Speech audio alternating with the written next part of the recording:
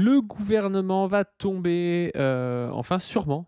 Pourquoi? Parce que il y a eu un 49.3 de Michel Barnier sur, le financement de la sécurité sociale et du coup, la France insoumise a posé une motion de censure qui devrait probablement être votée par tout le NFP et le Rassemblement national et du coup, ça ferait plus de la moitié des voix de l'Assemblée nationale et donc ça provoquerait une censure du gouvernement de Michel Barnier et Macron devrait retrouver un nouveau Premier ministre et reformer un gouvernement pour que, ce gouvernement tienne un peu et puisse voter ce fameux budget de la sécurité sociale.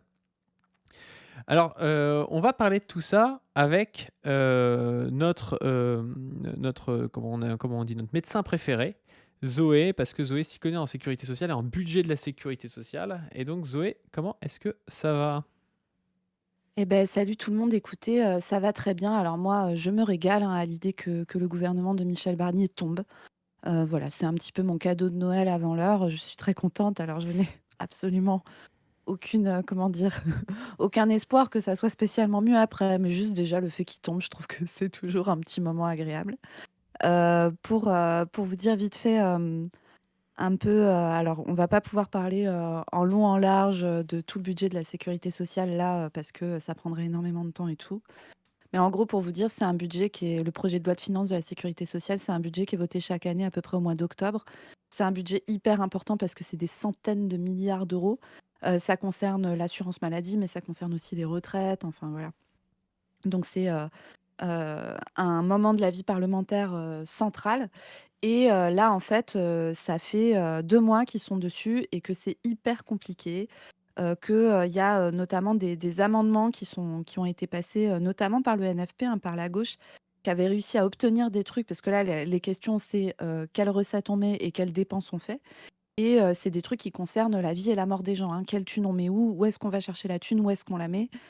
Pour pouvoir financer, les soins, les retraites et cetera et à un moment, il y a à peu près un mois, le NFP avait obtenu, 20 milliards de recettes, qu'ils allaient aller chercher en gros, sur les revenus du capital, sur les plus hauts revenus et cetera. C'était une vraie victoire, parlementaire mais bon, on savait que le plus probable, c'était que le gouvernement finisse par arriver en disant, «Non, en fait, on va rester sur le texte de départ. Tous les amendements qui ont été discutés, on les dégage», et c'est effectivement ce qui s'est passé, hein et donc ils sont arrivés avec leur 49.3 dans leur projet. Alors, il y a plein de choses qui sont prévues mais moi, je vais vous faire un focus sur un petit truc parce que c'est hyper important.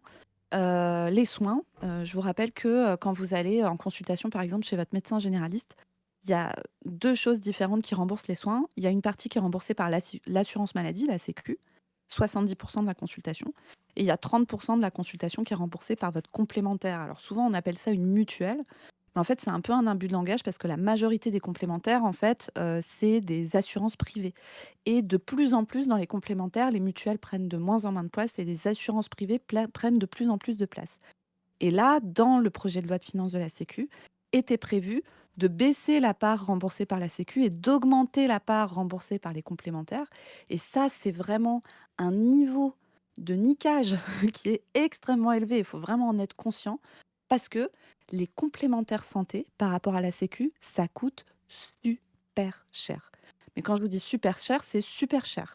Quand vous cotisez 100 balles, sur votre salaire, vous voyez votre différence entre votre brut et votre net, c'est vos cotisations sociales. Vous cotisez 100 balles à la sécu, il y en a entre 3 et 4 qui partent dans des frais de gestion.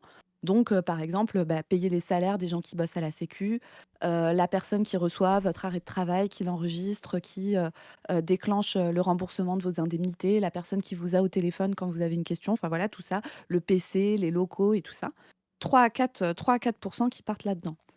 Quand vous cotisez 100 € à votre complémentaire santé, si c'est une assurance privée type AXA, par exemple, c'est 21 €, 22 € même parfois, qui partent dans les frais de gestion. Donc ça coûte beaucoup, beaucoup plus cher quand vous cotisez de la thune. Une énorme partie de la thune part dans le coût du privé. Parce qu'en fait, on passe notre temps à nous dire: «Le public, c'est nul. Le C'est privé, ça coûte moins pourquoi, cher. La sur le mise en fondement de concurrence, l'article c'est mieux parce que 49, comme ça, les gens bossent mieux et tout». qui est totalement faux. Mais c'est vraiment c'est du foutage de gueule, hein, de vous dire ça, parce qu'en fait, le privé, il va falloir rémunérer, comme les assurances, elles sont en concurrence les unes avec les autres, va falloir payer du marketing, va falloir payer des commerciaux, va falloir payer tout un tas de gens, c'est-à-dire le coût de la concurrence. La concurrence, ça coûte plus cher. Et puis, il va falloir rémunérer, des actionnaires, parce qu'en fait, AXA, ils rémunèrent leurs actionnaires très grassement, et cetera. Et donc, le fait d'augmenter la part des complémentaires, c'est pas du tout une mesure d'économie. Il y a un rapport qui est sorti, qu'on vous mettra en description, qui est sorti il y a 2 ou 3 2 ans, par le Haut Conseil à l'avenir de l'assurance maladie, alors qui sont pas des militants marxistes, couteau entre les dents, hein, qui sont des gens, dont c'est le métier, d'observer les trucs, de compter et tout ça, et qui ont fait un rapport avec 4 scénarios possibles pour l'avenir de l'assurance maladie. Et un de ces scénarios, c'est de virer toutes les complémentaires santé et de passer au 100 sécu. Ce rapport a calculé que juste le fait de passer au 100 sécu, c'est-à-dire les cotisations que vous faites à votre complémentaire, vous les passez à la sécu, on économise immédiatement 5,6 milliards d'euros par an, sans rien faire d'autre, hein. Juste en passant la thune mise dans les complémentaires à la sécu. Et là, Ça le fait quasiment gouvernement, 6 fois l'AME, hein. ouais, ce qui est plus que le prix de l'AME. L'AME, c'est un peu plus d'1 milliard d'euros. Donc c'est beaucoup plus. En fait, ça nous permettrait de faire des économies de malades. Et le gouvernement décide de ne pas faire ça. Donc ce qui montre bien qu'en fait leur objectif, ce n'est pas de faire des économies, c'est pas vrai tout ça. Leur objectif, c'est de privatiser petit à petit la santé. Parce que, il y a une petite partie de gens à qui ça va, rendre service, les gens, les dirigeants d'AXA, les actionnaires d'AXA, tout ça, pour eux, c'est intéressant. Pour tout le reste de la population, pour les 99 autres pourcents, c'est un vrai problème. Mais pour eux, ça sert à quelque chose. Et vraiment, souvenez-vous que quand ces mecs arrivent en disant: «Le public, ça coûte trop cher et il faut faire des économies et tout», ils vous mentent, hein. En fait, ils veulent nous voler notre pognon. C'est ça la réalité, et ils veulent privatiser, les différents services publics, et particulièrement ici notre système de soins. Dans un contexte où c'est, absolument la catastrophe, j'en parle très régulièrement, mais je me permets de rappeler que là, actuellement, donc on est, début décembre.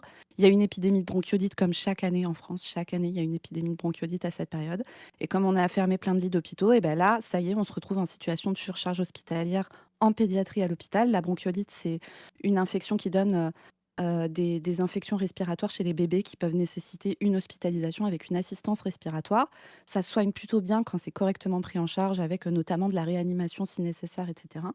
Mais ça nécessite de pouvoir hospitaliser les bébés, et actuellement, les urgences pédiatriques débordent de bébés qui ont besoin d'être hospitalisés et qui ne peuvent pas, et potentiellement, il y a des bébés qui vont mourir de ça. Donc je vous rappelle qu'on parle de tout ça. J'ai fait mon long laïus, je suis désolée, mais c'est vraiment important d'avoir ça en tête pour se rendre compte d'à quel point ces mecs sont en train de nous plumer et de prendre des décisions qui non seulement sont des catastrophes pour les finances publiques, et cetera, mais en plus peuvent avoir des conséquences gravissimes sur la vie et la mort des gens, y compris la vie des bébés de ce pays. Voilà. Faudrait remettre pour illustrer ça le tweet du gars là en 2014 qui dit avec l'évolution technique dans 10 ans, on aura beaucoup trop de lits d'hôpitaux, un économiste là. Ah oui, alors ça, c'est Nicolas Bouzou. Heu, Nicolas Bouzou, tu l'as retrouvé ou pas? Je peux le regarder, ouais, je peux le Alors regarder, mais attends, tu peux le incroyable trouver ce sur tweet mon quoi. Twitter. Donc ça, c'est un économiste, alors qui bosse notamment au Figaro, et cetera. Il a fait un tweet en 2014 où le mec dit, bon, je vais continuer à vous parler de l'hôpital le temps que Padu Ah le c'est trouve. bon, je l'ai Tu l'as trouvé le trouvé? tweet. Allez, vas-y, mais Ah ouais, sors-nous, la masterclass, hein. le tweet Ah il est là, on rigole. incroyable. Le On gars il rigole alors dit: «On se dit la vérité maintenant, dans 10 ans nous aurons 2 fois trop de lits d'hôpitaux, productivité potentielle énorme». Ça c'est les économistes. Les mecs, ils ont toujours tort. Ils voient jamais venir une crise.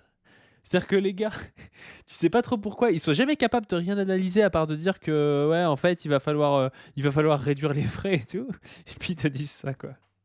non, mais alors, en fait, mais la dinguerie quand même, c'est qu'il ait dit ça. Donc on est 10 ans plus tard, hein, on est 10 ans plus tard. Chaque automne, il y a des bébés qui risquent de crever parce qu'ils ont pas de place à l'hôpital. Je vous prévis l'avenir, hein, à partir de décembre, janvier, la grippe arrive. On va pas avoir assez de place pour hospitaliser les personnes âgées grippées. Voilà, je vous le dis, hein, c'est chaque année comme ça, et chaque année on le découvre, on se dit: «Oh là là, mais c'est très étonnant qu'il nous manque des lits comme ça». Enfin, c'est vraiment, mais c'est insupportable en fait à quel point les choses se répètent et se répètent et se répètent, et là-dessus, en plus, maintenant se rajoute, on a des problèmes de pénurie de médicaments. Il y a 2 ans, on s'est retrouvé en pénurie de paracétamol. c'est ce qui est bien, hein, c'est intéressant pour un pays développé de se retrouver en pénurie de paracétamol, avec des mecs qui sont arrivés en nous disant: «Mais on pouvait quand même pas savoir qu'il y aurait la bronchiolite, la grippe et le covid en même temps». Chaque année, il y a la bronchiolite d'octobre à janvier. Chaque année, il y a la grippe de décembre à mars. Chaque putain d'année. Et le covid, maintenant, on sait que c'est un truc, cyclique où on a des pics, tous les 4 à 6 mois, voilà. Donc si vous voulez, en fait, c'est soit de la profonde malhonnêteté, soit de soit de l'incompétence totale, quoi, et probablement que c'est les 2. C'est ça qui est terrifiant, en fait, avec ces mecs, c'est qu'ils sont extrêmement nuls. Et regardez là, Nicolas Bourgeot, mais vous savez, le pire, c'est qu'il a même pas retiré son tweet. Parce que tu Mais vois, il moi, pourrait je le avoir trouve honte. incroyable. En fait, ce qui est incroyable, c'est que si tu veux, dans n'importe quel métier, tu vois, du bas peuple, si t'es aussi incompétent, tu te fais virer, tu vois? Genre si Mais bien t'es, sûr! je sais pas, t'es boulanger et tu dis: «Ouais, bah, je vais acheter 2 fois moins de farine parce que t'inquiète, bah, et que tu fais de la merde, en fait, tu fais couler ta boîte et puis tu te fais virer directement, tu vois? Si t'es agriculteur et que tu sèmes pas assez et que tu gagnes pas ta vie, c'est pareil, tu vois? Mais ce type, il a le droit de raconter n'importe quoi, tu vois? Enfin, tout le monde s'en fout, c'est normal et le gars te dit: «Ouais, on aura besoin de 2 fois moins de lits d'hôpitaux». Il a totalement tort. En plus, avec le vieillissement de la population, c'était quand même peut-être pas l'idée du siècle son truc, tu vois? Il y avait pas besoin d'avoir Évidemment bac que plus non! 1000, tu vois? Pour se dire qu'il y aurait pas besoin de 2 fois moins de lits d'hôpitaux, tu vois? Enfin, Évidemment que non! c'est n'importe quoi, hein. Ah putain. Donc voilà, donc 49.3, quand ils font passer un truc au 49.3, ils engagent la responsabilité du gouvernement et donc le NFP a décidé de poser une motion de censure, comme on disait au début, et il est possible que ça passe.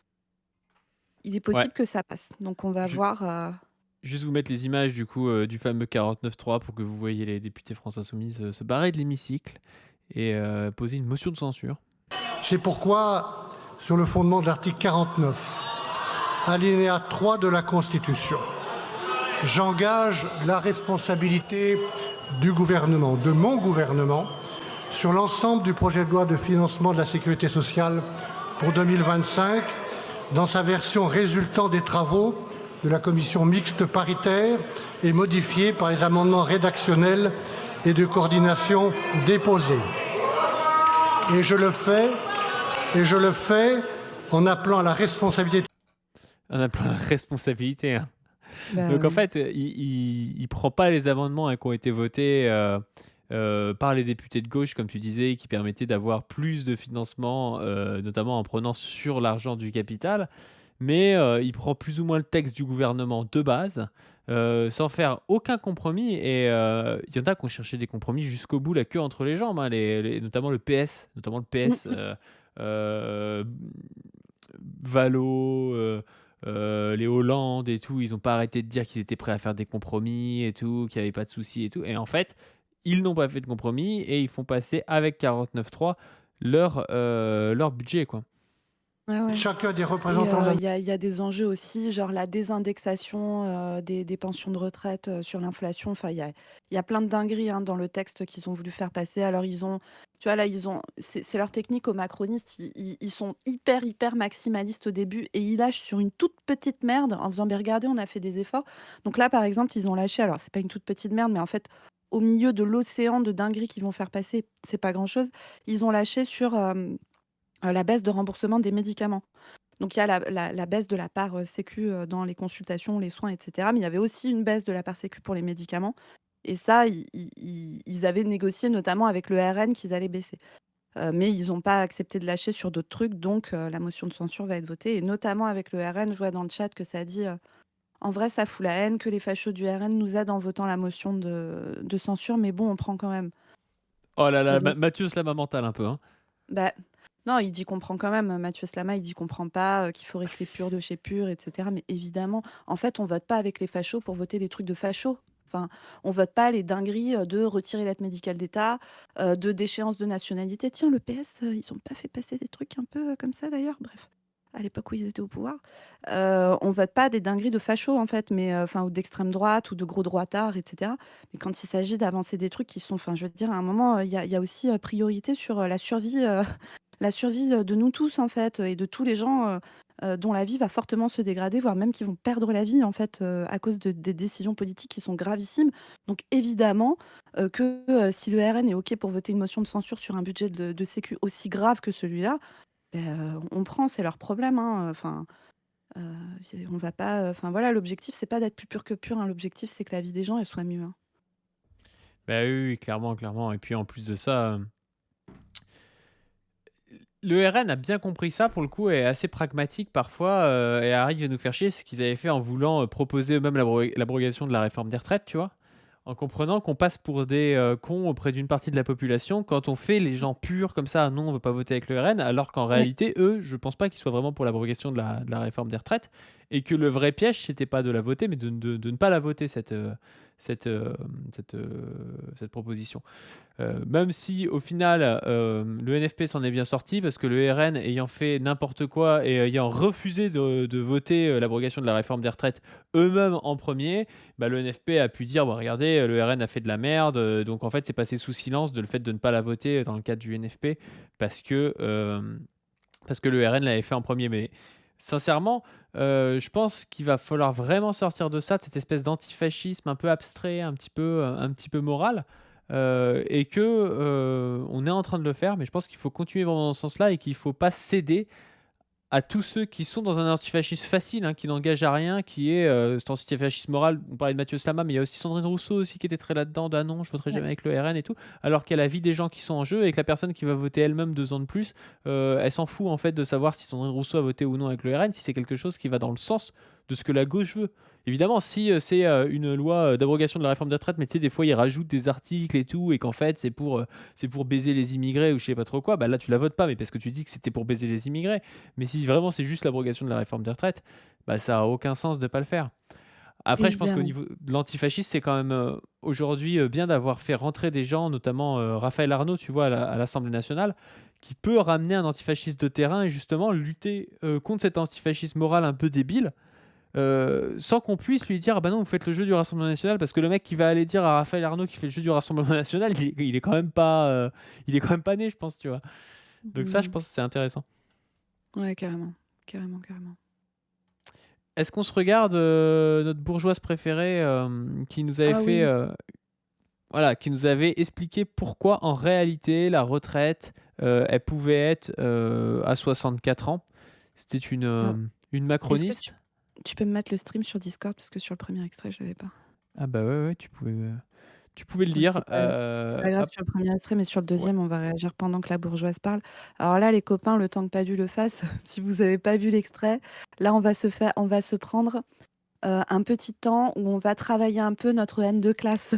Est-ce que vous êtes prêts à détester la bourgeoise, mais genre vraiment très fort, du plus profond de vos tripes? Est-ce que vous êtes prêts à penser à tous les gens que vous connaissez qui ont des corps qui sont brisés par le travail, des gens qui ont été aides-soignantes en EHPAD, des gens qui ont été aides ménagères, des gens qui ont été ouvriers à la chaîne, des gens qui ont été ouvriers du bâtiment, des gens qui ont été chauffeurs, livreurs, etc., qui ont commencé à bosser à 16 piges, qui ont des boulots des enfers, qui ont des payes de merde, qui se retrouvent avec des retraites de merde.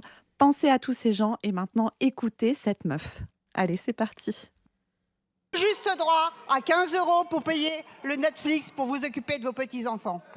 Putain, Déjà, pourquoi elle parle de ça? Elle est vraiment en mode, «Vous avez, des iPhones, donc venez pas me demander la sécurité sociale». C'est insupportable déjà ce qu'elle raconte. ça.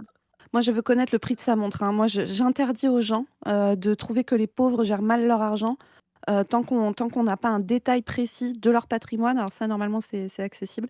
Mais de voilà, hein, combien coûte ton coiffeur, combien coûte ta chemise bleu ciel de bourgeoise, là, combien ça coûte tout ça, là, Oh avant là de là nous là là expliquer. là là. Ah non, non, mais Docteur là, Zoé nous fait une analyse à la Stéphane Edouard là, elle critique ah le non, non, physique, Docteur Zoé critique non, non, les c'est pas habits le des physique. meufs. Non, non, c'est pas le physique, c'est les choix financiers que tu fais de bourgeois, où toi, tu as le droit, mais par contre, les prolos, ils ont pas le droit de ça, c'est les mêmes que les Non débats mais tu as le là, droit, hein, sur moi je te troll, hein, tu as le droit de critiquer les habits, hein. mais en vrai, oui, parce que les habits, c'est un choix, enfin, c'est un choix financier et moi, j'ai Et la pas de coupe de cheveux problème en aussi, soi. La coupe de cheveux, bien sûr, hein. Enfin, je veux dire de tous les bourgeoise. tosses là, tous les tosses dégoulinent la bourgeoisie et moi, en soi, si elle venait pas ouvrir sa gueule, sur le temps de travail des gens qui bossent dans des métiers qui sont pas le sien, en fait. Enfin, je veux dire, elle, son taf, c'est de bouffer des pâtes aux truffes, en fait, hein, avec son chauffeur qui l'emmène. Hein. C'est ça son taf. Hein. Donc, moi, je veux bien. Mais moi, je peux pas, en fait. Je peux pas entendre ça. Je Il y peux a pas. Sonuki qui nous dit cette bourgeoise ne tient pas une semaine dans l'usine où j'étais MDR. Mais évidemment, mais elle tient pas. Mais attends, mais elle tient pas 1 heure. Elle tient pas 1 heure, en fait. Allez, vas-y, laisse-la parler, là. On va la détester, là. Alors, je voudrais aussi préciser qu'à 60 ans, on est encore très en forme. Je peux aussi vous dire qu'à Mais 62, ça dépend, hein. on l'est aussi. S'il vous plaît. Je peux même vous préciser Un peu de silence. qu'à 64, ça marche encore très bien. Et je peux même témoigner S'il vous plaît. qu'à 65, on a encore Chers cette collègues, on vigueur-là. ne sent Putain, mais elle est ridicule déjà, ouais, elle a un ethos ridicule, mais en plus de ça, ça veut rien dire. Ça dépend des gens. Il y a des gens qui vont très bien à 80 ans, il y a des gens à 59 ans, ils ont le dos cassé. Ça dépend souvent de leurs conditions d'existence, mais Bon. ça a aucun sens son truc, tu vois. Mais Elle, je suis ouais, pas sûr non. qu'elle soit capable, tu vois, d'état de SEM là. Elle est pas en Mais mauvaise santé, mais je suis pas persuadé qu'elle soit capable d'état de SEM. mais bien sûr, franchement, moi, mais en fait, si elle regarde, si tu veux, tu viens en stage avec moi 2 jours. Tu viens 2 jours en stage avec moi, médecin de campagne dans une campagne prolo où les boulots, c'est, des ouvriers du bâtiment, de l'usine, du soin à la personne et cetera, chauffeur, livreur, machin, machin. Tu vas voir que dans les abattoirs à côté de chez moi, les mecs, pour qu'ils espèrent avoir un salaire à peu près correct, ils sont tâcherons. C'est-à-dire qu'ils abattent, ils portent des carcasses de demi-cochons, ils égorgent des cochons comme ça à la chaîne toute la journée, comme des oufs comme ça. À 35 ans, ils sont niqués. À 35 ans. Et ils sont niqués, c'est-à-dire qu'ils ont les tendons d'épaule rompus, les tendons de coude rompus. C'est des mecs qui vont être arrêtés pendant 18 mois, opérés, machin, kinés pendant 1 an, 2 ans, machin.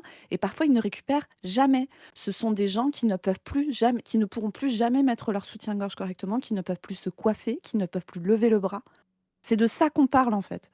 Et donc, vraiment, mais venir raconter ce genre de truc, là, tu parlais des gens qui bossent auprès des jeunes enfants, mais elle a une idée de ce que c'est qu'être dans une classe de petite section où tu as 26 gamins, 28 gamins, 30 gamins de 3-4 ans, ça fait du bruit, etc. Alors, c'est normal que les enfants fassent du bruit, mais déjà, pourquoi ils sont aussi nombreux, hein, ça, c'est une autre question.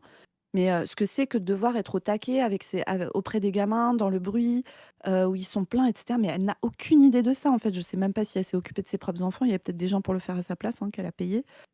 Ah putain, mais c'est insupportable. C'est En insupportable. «Ah plus, mais moi, à 65 ans, je vais être bien». Mais oui, en plus, t'as pas de chauffeur hein, quand t'es ATSEM oui, non, en t'as pas de général. chauffeur et tu comptes pas le resto pâte aux truffes dans ton temps de travail, en fait, hein. entend Bref. plus. Si je Un ne peu vous ai de pas calme. convaincu, vous pouvez Non. demander à Monsieur Mélenchon ou vous pouvez demander à Monsieur Le Pen. Juste droit. Monsieur Le Pen. Non mais attends, moi ce qui me fume, et ça Alors on le dit souvent. c'est pas la grosse forme, monsieur Le Pen, je crois, Ouais, en ce moment, hein. On est non, sur, mais on est sur la fin de course, là, un peu, hein. ce qui me fume, c'est la nullité, tu vois. Genre, au moins, il y a des, enfin, il y a des hommes politiques, tu vois, ou des femmes politiques qui connaissent un peu leur sujet, qui sont un peu précis et tout. Mais genre là, la meuf, c'est du niveau PMU. Tu vois, enfin, il y a rien, quoi. Elle connaît, je pense qu'elle connaît pas le sujet. Elle est là, elle dit Monsieur Le Pen, on sait pas pourquoi, alors que c'est Madame, je pense, dont elle parle. Il y a rien. Il y a rien, il y a rien. Tu passes pour quelqu'un de sérieux, en fait, si t'as lu le journal, quoi, par rapport à elle. Non, mais c'est un scandale et toi, franchement, ces gens-là, ils nous radicalisent, hein. Moi, je me demande si des petits stages de rééducation par le travail, tu vois, elle, on l'envoie faire couvreuse-zingueuse, là, à 40 degrés au mois d'août. On lui fait faire ça, on est sympa, on lui fait faire ça 2 semaines, tu vois? Et puis on fait le point avec elle après. On fait un point sur, à 65 ans, on est en forme, je sais pas quoi. Putain, sérieusement, quoi. Quel scandale, hein. Scandaleux, hein. Si je ne vous ai pas convaincu, en plus, la meuf pense que, elle est convaincante. Ouais, elle a d'être ça. Elle pense qu'elle a d'être ça, je pense. Ouais, c'est ça, elle lâche le micro et elle se casse comme ça. Non mais pitié, hein. Bon bref, voilà.